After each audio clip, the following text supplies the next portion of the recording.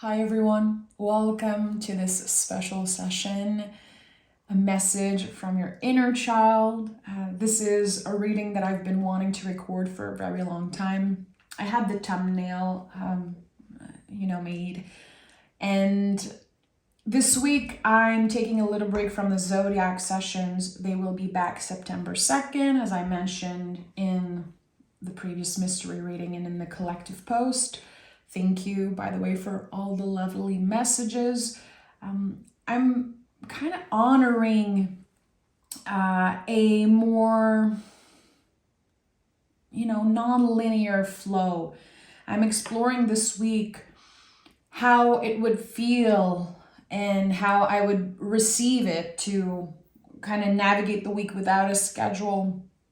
And it's very, very scary for me, and I know it is for a lot of people, to not be prepared for everything, to not have everything scheduled and on a to-do list. This is something that, I noticed in the past few years that I'm always prepared. I have a very hard time flowing and not knowing what comes next. And I read something this morning. I wrote it down for you guys. I don't know who it's from. And if I figure out who it's from, I will definitely share it with you guys. But it sparked something. It felt like my inner child was lighting up when I read it. And it says, sometimes not knowing your path is your path. You're not lost. You've just ventured beyond the old maps and must now rely on your inner compass. The pathless path is where you belong. And this sense of the inner child, the inner kiddo, being the inner compass just makes so much sense for me in this moment. And I knew it would make a lot of sense for some of you also. I was like, this is time. I'm hearing the call. I'm feeling it. So today I'm going to be asking 6 questions. So this reading is going to be a little bit more like a spread. I have 6 questions I want to ask my inner child, the energy of the inner child. And I invite you to, of course, listen, honor what's coming up for you, but maybe try it for yourself, using the questions that I will ask the tarot. And again, this sense of sometimes not knowing your path is your path, and that I'm venturing beyond the old maps, that I must rely on my inner compass now, and how the inner child is an energy that doesn't really like structure. We are imposed a lot of structures as kiddo, especially when we start school and we adapt to our parents or caretakers' schedules, and we lose so much of our magic. There's something that just wants to flow, and maybe because we are in Virgo season or in the shadow of the retrograde, it feels a little uncomfortable. But I know that if it's that uncomfortable, it's because there's something here that wants to be honored and come through for me. So hopefully someone connects to this message. I'm really doing this for myself and to have this moment with you. So yeah, thank you for being here. So as always, I'm going to pick a general energy. And this card is going to represent our inner child for the month of September. If this is a reading that you like, I will do it every month if it feels aligned. And of course, the Page of Swords is here. And I'm laughing because in the tarot, the pages to me are the inner children always, especially the Page of Cups and the Page of Swords, which is a hero. I always talk about the Page Master when I see this card because really it makes so much sense. Page of Swords invites us to rewrite our inner stories. And it kind of makes sense with what I said earlier, the old maps. We are venturing beyond that, and we are relying on our inner compass. The pages in the tarot are very much connected to the inner compass. And I believe the Wheel of Fortune also.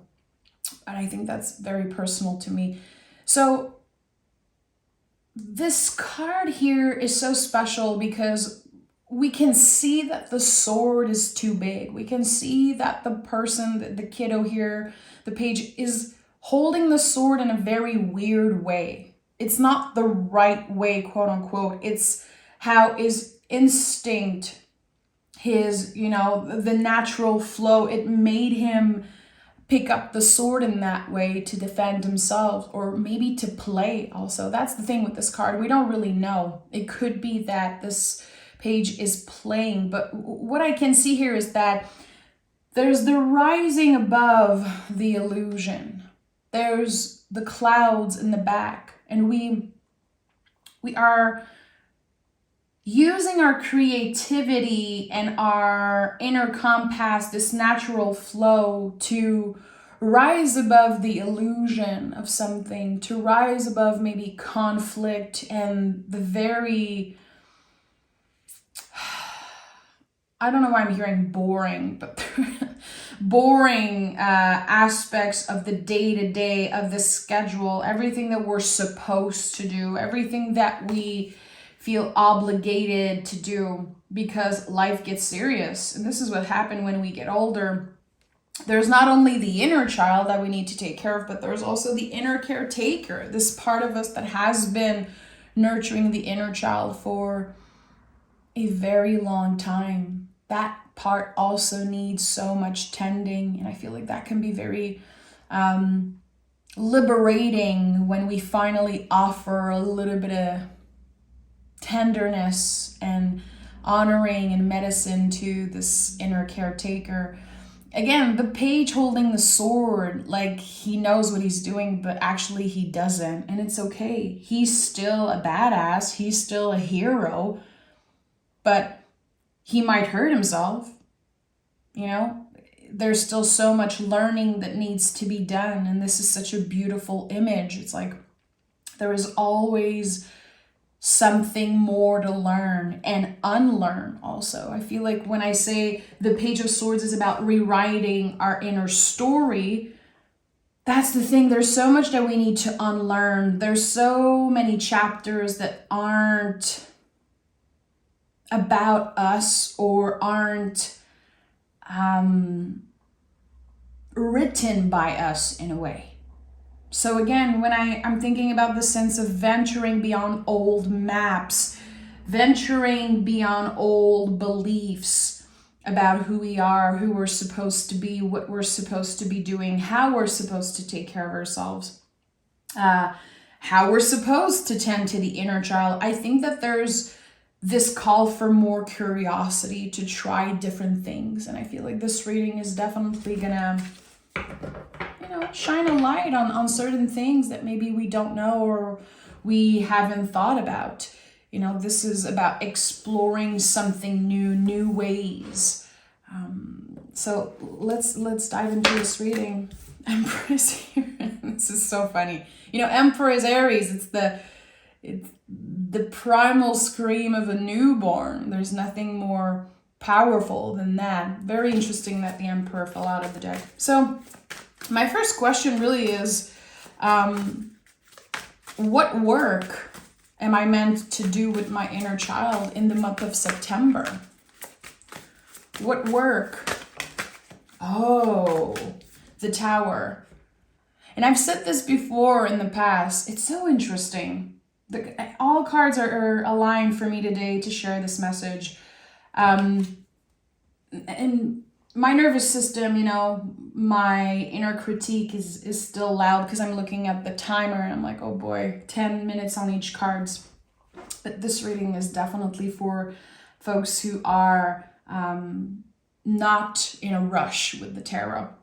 So the Tower is here. And again, I ask, what work am I meant to do with my inner child in the month of September? Page of Swords to me, and I've said this a million times, is connected to the Tower in so many ways. This is the hero. This is the card that conquers all the towers. And here we are invited to deconstruct. That's the work we're doing with the inner child in the month of September, to deconstruct the structures of old beliefs, again, those old maps.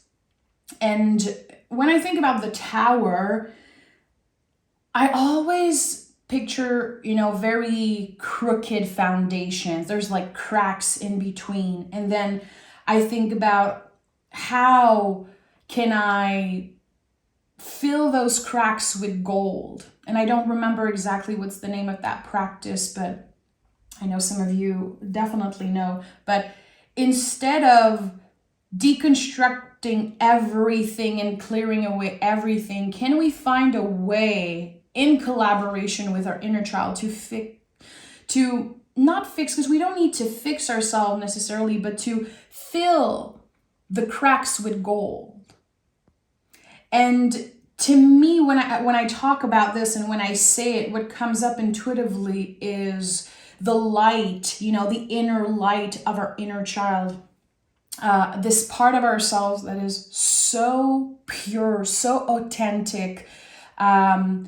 It's like the sun, the inner kiddo to me always feel like the sun. It's this burst of light, this burst of energy. So how can we do that? How can we collaborate with this part of ourselves? And instead of, again, feeling like we need to clear everything away, because we don't need to do anything. That's the thing right now. We are invited to flow with our own sacred rhythm. We are invited to move more freely instead of trying to predict everything, plan everything.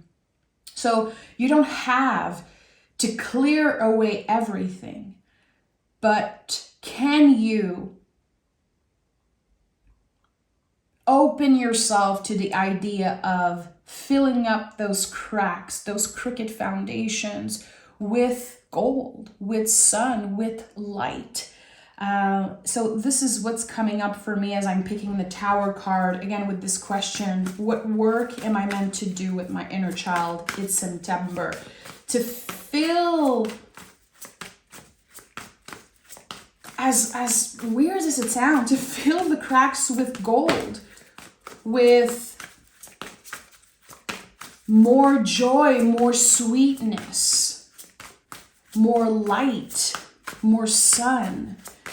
And the Eight of Pentacles came through, which feels connected to this question still. It's a collaboration. It is a work in progress, really.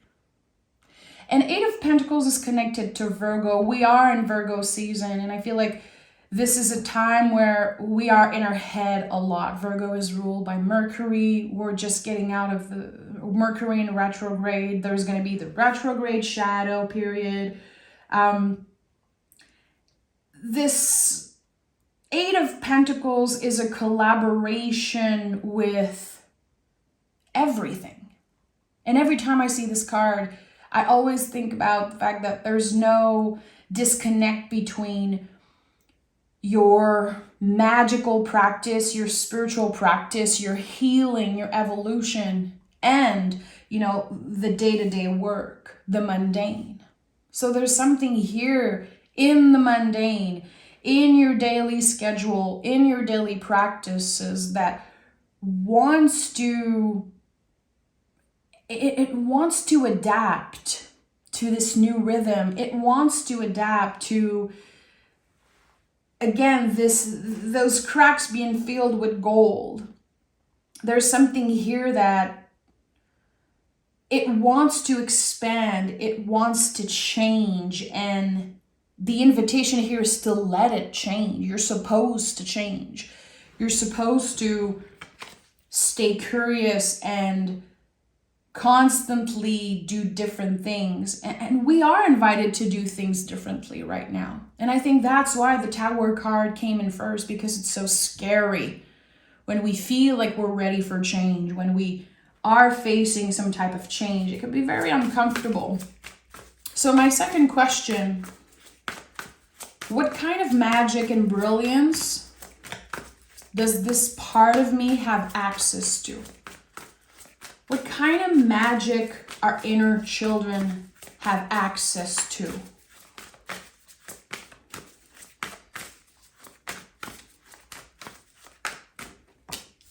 The Three of Cups, which is the invisible family, our guides, the invisible community. So, of course, it makes so much sense. You know, every time I think about my inner child, I always go back to this image. And I think I was 4 years old. And I remember talking to trees. So every time I think about my inner kiddo, I have this image of a massive tree. And still to this day, everywhere I go, I always spot like the old trees. And I know a lot of you get what I'm saying. Others, might roll their eyes and say, that's so woo-woo, but I know a lot of you understand that. I always spot the oldest trees, and I make sure to connect with nature. I always go and put my hand on trees wherever I am. It's just something I've always done. But I remember as a kiddo, people saying, what are you doing? You're talking to trees. They don't hear you. I think it was one of my friend's mother who said that to me, like, trees don't hear you. It's just in your head. And I remember feeling very sad about it. And I'm so grateful that I did not lose touch with that part of my magic, this connection with nature, this connection with the invisible. I was absolutely sure as a kiddo that I could control the weather, that I could control the wind, that trees would communicate with me. I have so many memories around that, this collaboration, this relationship with the invisible. And, people got in the way. There were a lot of times in my life, and I feel for a very, very long time, where I was not in touch with my magic because I was ashamed of it. I was ashamed of sounding woo-woo and crazy. And actually, it was always there. My inner child was always there, wanting, craving that connection with the invisible. So it makes so much sense that the Three of Cups is here. Again, I ask, what kind of magic and brilliance that this part of me has access to? Our inner kiddos are never in the ego. That's the magic. They are always collaborating with this inner magic. They help us tap into our intuition. They help us trust our gut feelings. And also they help us see the beauty everywhere. Like when you are in awe in front of a rainbow, when you see this massive willow tree, when there's a butterfly landing on your hand, that's the inner child that is waking up and getting excited around those things. You still have that. This part of you is still so active and so present. So I think that, again, this question of what they have access to, this part of me, what is the magic that they have access to, is full on magic. It's the magic, the inherited magic that we were born with. But unfortunately, people got in the way, and maybe society, maybe your caretakers, and very few of us were honored in that. I know that when it comes to my own caretakers, I was very, very lucky that they always honored my inner magic. My mother is a very magical person. My dad also is very connected to his guides and angels and just invisible forces. But I feel like when it comes to, maybe getting a little bit older, especially in school, high school, it wasn't honored. It wasn't cool to be this magical thing, it wasn't welcome in any way. So I think that, again, we're reminded in the month of September how this part of us still exists, this connection to magic. We all have it. It's like intuition. We are all intuitive. You were born with intuition. And sometimes people really believe that they don't have it, that they are not intuitive, that other people are way more intuitive than them. And that is, part of the old maps, the old beliefs that we've been talking about. That's part of the Tower's job, to deconstruct all of those beliefs that, the beliefs that I'm more intuitive than you because I'm here on YouTube working with the tarot. I'm not more intuitive than any of you. I really believe that we are all intuitive. And we use our intuition in different ways, and we all have a different story, but I'm not more intuitive than you are. There's a reason why you clicked on this video. There's a reason why you're still listening. Your intuition has guided you and helped you constantly. Maybe just in different ways. Sometimes it's not as obvious as other people. So, my next question, how can I connect more fully with this magic within me? How can I connect more fully with this magic within me? Oh, very interesting. The Devil card is here. So the first thing that comes up for me, of course, is the chains of old beliefs. That might be keeping us from fully connecting with this inner magic, with this inner compass. I feel like, again, this sense of we need to plan everything. Everything needs to be structured.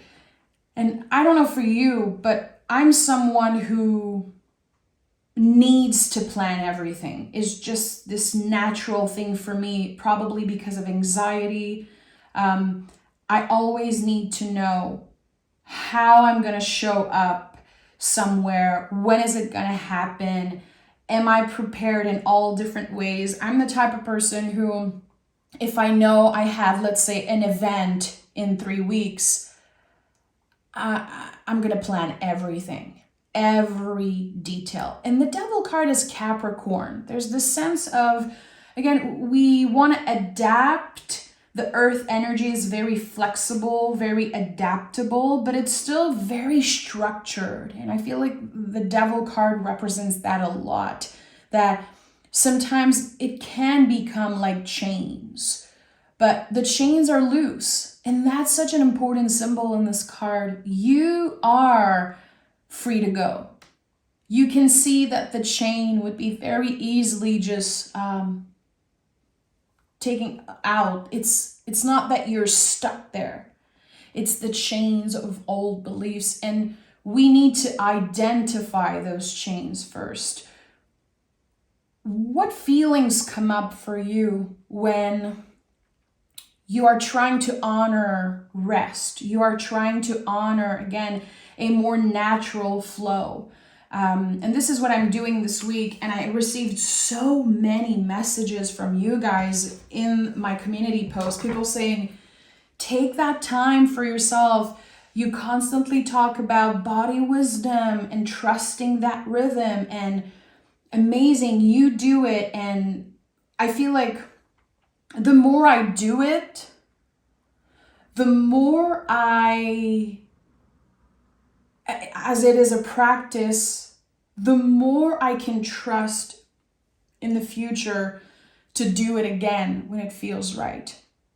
But there's also with the Devil card, like structures and corporation and society. And I have to honor that I am so lucky. I am so lucky to be a freelance reader, to be able to move my schedule around, to be flexible with my schedule. Not everyone has that, but you still have more control than you know. How do you honor your own magic, your inner child, after work, before work, especially if you're exhausted after work, after a long week of work? How are you going to just trust that you need rest? Trust that the best thing for you right now might be to eat that candy, to sit in front of the TV and watch movies. I feel like we're constantly in that loop of stress. And I'm the first one to do this. Like, when I used to work 60 hours a week, I would come home and then do the dishes, do the laundry, and I would never sit down. And this is something that my husband constantly say to me: when are you just gonna sit down? When are you just gonna chill? You need to chill, you need to relax. But there's always this sense of urgency, like I have to do everything, and I know I'm not alone. Which again, very uncomfortable for me this week to not follow a regular schedule. And at the end of the day, I know, my body knows, I am wise, and I know when I need a break. But what I'm trying to identify is, where does that come from? Where does it come from? Those old stories of I do not deserve a break, or I am lazy. That's definitely something that my inner critique tells me all the time. You're lazy, you could be doing more. There's so much to do. There's always something to clean around the house.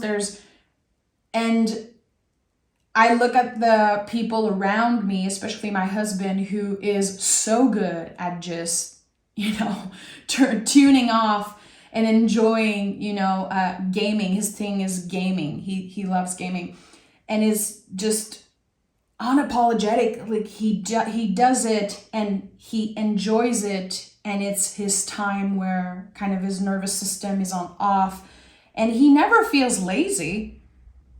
He is never critiquing himself saying, oh, I game too much, or I should be doing this and that.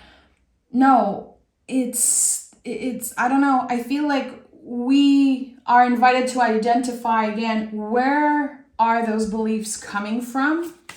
But also identifying the people in our lives who are able to flow with that inner compass more freely, and to get inspired by them. Devil card is Saturn.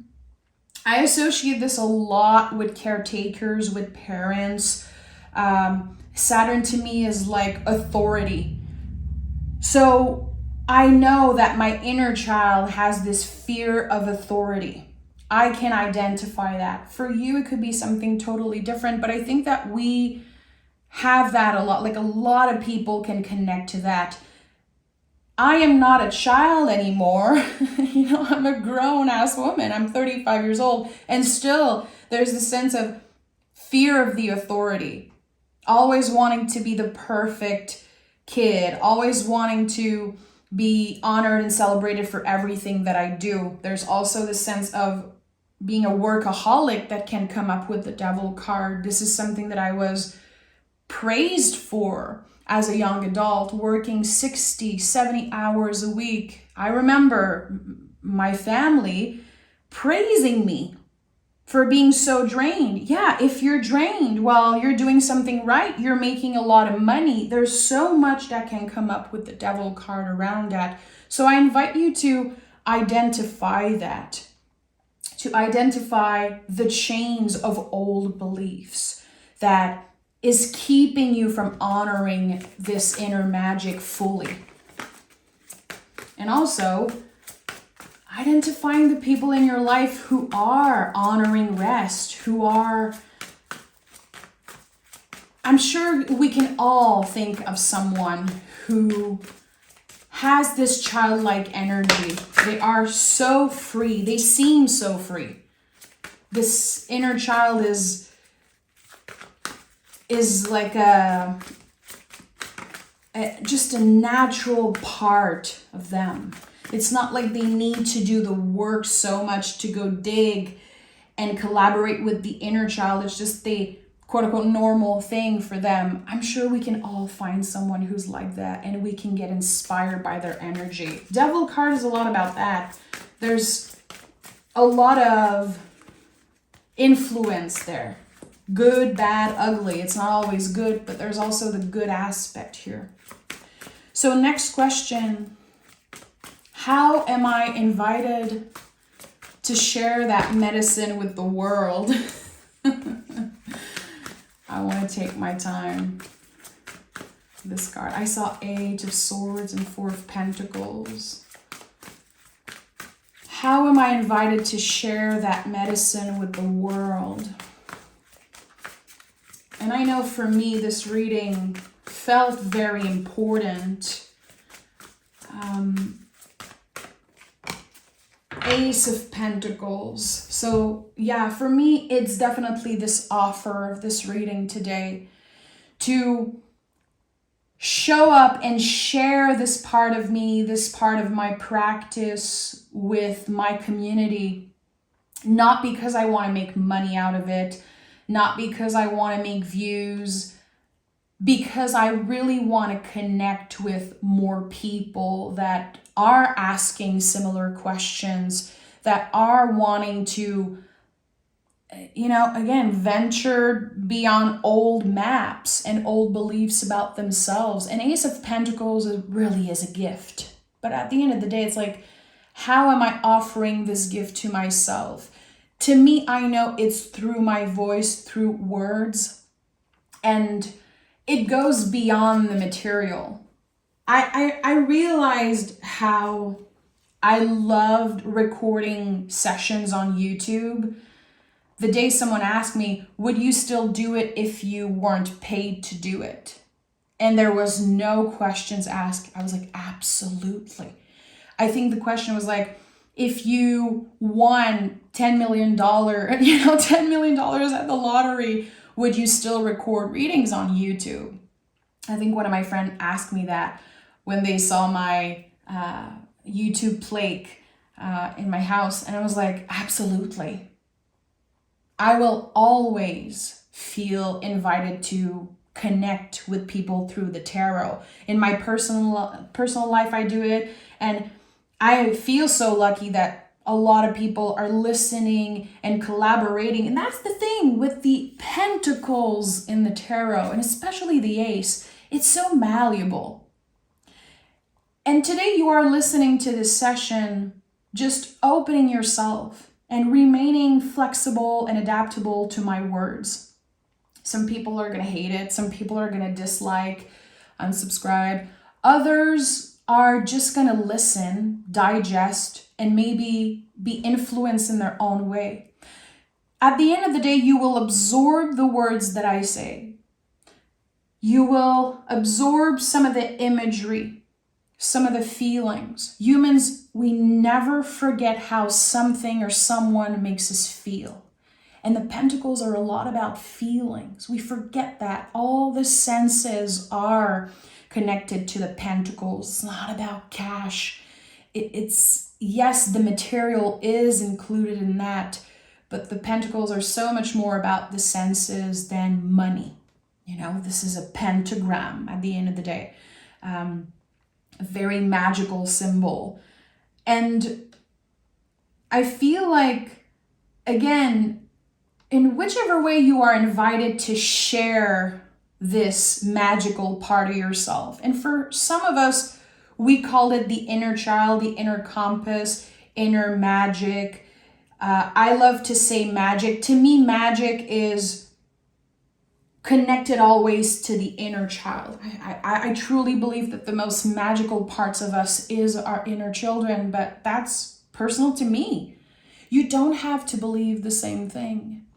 You don't have to believe, say, think the same things in order to really expand from that medicine. And I think that's very important. Can you remain flexible? Can you remain adaptable? Can you listen truly? And that is one of the things, again, the question that I asked was, how am I invited to share that medicine, that magic with the world? And sometimes it's listening. So I love to, again, share and use my words, but I also love to listen to other people's stories. And the Ace of Pentacles is a gift that we can give ourselves, the gift of listening, the gift of pausing. And just like I said, this week, I'm taking a pause from my regular schedule, but I'm still feeling invited to share and to listen. So this is what I'm going to do most of this week. I'm going to read. I'm going to listen. I'm going to listen not only to, audiobooks and podcasts and people's conversation. I'm going to listen even more than usual to the people around me, but I'm going to listen to nature. I'm going to be noticing the magic more. So I feel like sharing this medicine, this magic, is really about receptivity and the echo of that. How being receptive, open, again, adaptable, flexible can really change everyone's world. And sometimes we feel like, this is just an ace. This is just a thing that I do. But it's an echo. It echoes. It's an influence. And I feel like sometimes we feel like, again, we are not that intuitive. We are not that wise. And people are so much wiser than us. Don't ever underestimate the power of a simple gesture. The power, again, of a moment of you listening or sharing your story and people receiving that. I remember so many things, so many conversations and moments with strangers or friends or people from my past that truly impacted me. And I don't think they know. I don't think half the people that influenced me profoundly in my life know. It's none of their business. They weren't having a conversation with me to change my life. They were simply collaborating in this moment and opening and sharing their magic. And how I received it is my own thing. How I'm using this gift of listening, honoring, witnessing. It's you, it's your job. It's your job. So how you receive this reading today is none of my business. It really isn't. It's you. My next question. What is my inner child trying to tell me right now in the present moment? And I want to connect with as many people as possible. What is my inner child trying to tell me? Oh, Queen of Pentacles. I love this. Queen of Pentacles is the magic that flows through us. So I feel like one of the bigger message here of our inner children is you are always collaborating with this inner compass. You always have access to it. It is part of you. It flows through your veins. No one can take that away from you. But it is still something that you are invited to nurture. The queens in the tarot are about nurturing. It's interesting how we have 1, 2, 3, 4 cards related to Earth and Pentacles. You have access to this magic right now in the present moment. And that's something that I'm very passionate about and very, upfront about when I talk to people about tarot readings and intuition and magic. It's accessible to you any moment, at any time. And you don't have to feel calm or presentable or ready, quote unquote, to show up to your inner child, to show up to your tarot cards, to show up to your altar. You don't have to be, quote unquote, ready to get access to this magical part of you. And I'm someone who loves rituals. I've been practicing magic since I was literally 5 years old. It has been a part of my life. I love, again, preparing little potions, preparing little rituals, being in tune with the moon and knowing what's happening in the sky. I love that stuff. It gets me excited. But I don't have to know it all and to be perfect to get access to my magic. And this is something that took me a very long time to understand. You don't have to, deserve the title of an intuitive. It's not something that another person is going to tell you. You have a gift. You are magical. You already have all those things within you, as I mentioned earlier. But the sense of wanting to have a perfect aesthetic, a perfect practice, because we see a lot of stuff online, people filming their altar and all their crystals are perfectly placed. And we are starting to believe, I feel like there's this new wave of intuitive folks or people who are interested in magic and all of that, who believes that it's about an aesthetic. And it isn't. It's not. It's something that you constantly have access to. It doesn't have to look cute. It doesn't have to cost anything. And again, you don't have to be prepared, cleansed, and ready to show up to your altar or show up to your cards and show up to your inner child and access this magic. The best tarot readings that I've done for myself personally was when I was in a moment of crisis and trying to shuffle cards, and then all the cards fall on the floor, and then there's just this one card that stands and is kind of facing me. Those moments of magic, again, they don't have to be perfect in any way. It's not about an aesthetic. And the Queen of Pentacles to me she's just like the magician. If you put the magician next to the Queen of Pentacles, a traditional Rider-Waite deck, they're almost the same color, same everything. Magician has magic flows through him. And Queen of Pentacles understand that magic constantly flows through her, that she constantly has access to it. Just like the Eight of Pentacles, there's no disconnect. You could be receiving the most intense message from your inner child while you're doing the dishes, while you're driving, while you're just, blow drying your hair and taking a shower. Those little moments, they are always accessible to you, just like your magic and just like your inner child. So I feel this is exactly what our inner children are trying to tell us. It really is about nurturing that. And to not be afraid to ask questions, to not be afraid to check in with ourselves. Why am I feeling so angry right now? Why am I feeling jealous? Why am I scared? And asking our inner children, again, you constantly have access to that. You don't need to plan this big ritual, this elaborate ritual. Your inner child is always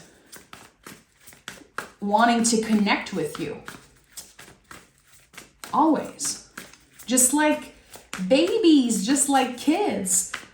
All kids are looking to be honored by their parents, by their caretakers, always. All kids from birth want a great relationship with their caretakers. We crave that, and our inner kiddos, they crave that with us. We are their caretakers, and that's why the mother, quote unquote mother, came through.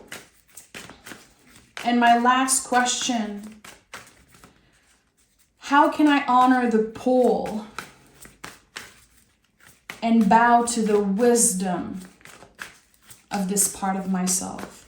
How can I honor the pull and bow to the wisdom of this part of myself? And I saw 4444 on the counter.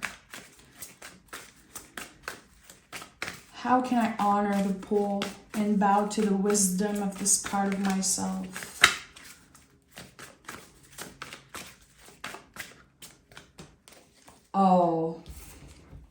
Oh yes, she's here, the High Priestess. So the first thing that comes up for me is cycles. The moon, of course, when I think about the High Priestess, the moon, the cycles of the moon, and how moody the moon is. The moon constantly changes sign, 2.5 days constantly changes. We change, we do things differently. I always say this, but I think I'll spend the rest of my life, every moment of every day, adapting to my own sacred rhythm, because it constantly change. I think I talked about that in the mystery reading yesterday.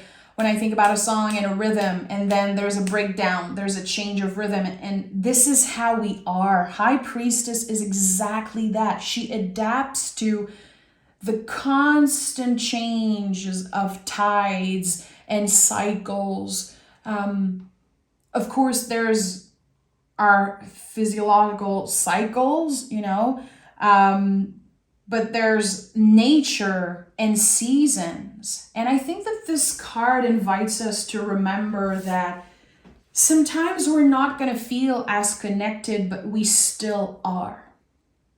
And also, the High Priestess to me is a card of protection. The pillars are very important, the sense of I am protected. I am standing between two pillars, the light and the darkness. I am comfortably sitting in the middle of that, but the back is open, the front is open, their feet are in the water. There's just this openness, but still a sense of protection. You don't owe anyone an explanation. You don't owe anyone answers around why it's a no for you right now, why you feel unsafe in this moment, why you feel different than you were yesterday. You don't owe anyone an explanation. I think that you owe yourself tending to those feelings and rhythm. And also witness. I keep thinking about witnessing, a witness. The Page of Swords really feels like a witness. He looks like he's on top of a mountain. He's just witnessing. He's not taking action. He's just holding a sword and witnessing. Okay, those are the thoughts coming up. This is what I'm seeing. But he doesn't owe an explanation to anyone. He doesn't owe an explanation to why he's holding the sword in a certain way. High Priestess, same.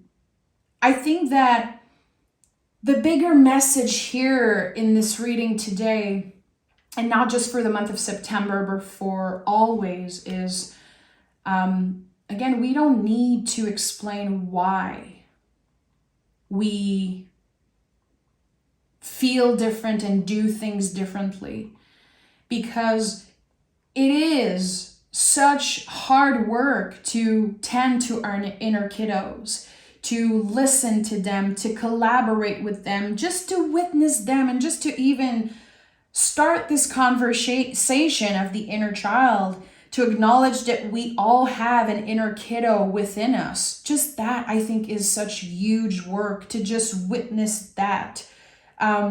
So how can I honor the pull? How can I bow to the wisdom of this part of myself?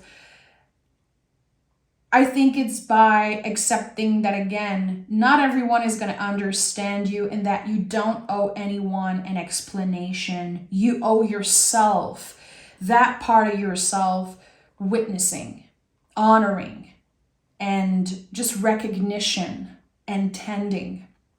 But it really is about you. And that's what the High Priestess is. It's your own paper. It's your own path. You are protected by the pillars and what's in front of you.